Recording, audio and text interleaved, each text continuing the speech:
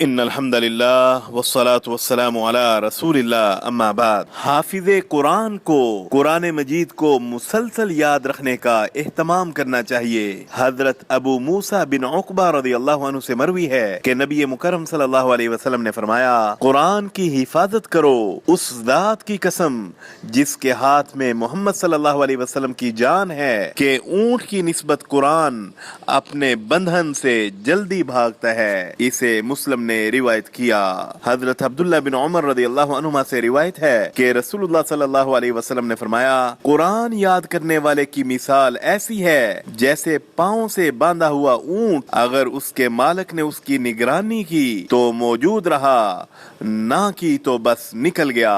اسے مسلم نے روایت کیا۔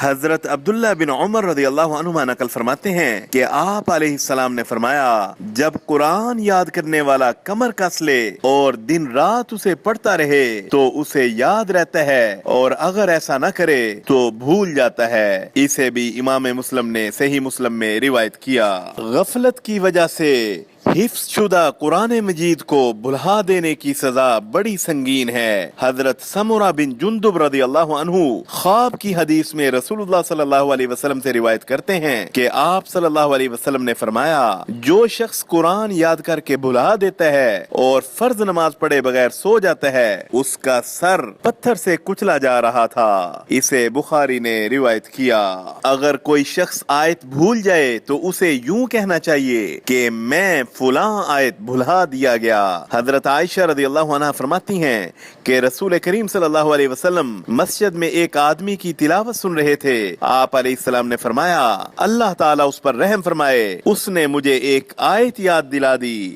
جو میں بھلا دیا گیا تھا۔ اسے مسلم نے روایت کیا۔ وصلی اللہ علی النبی الکریم۔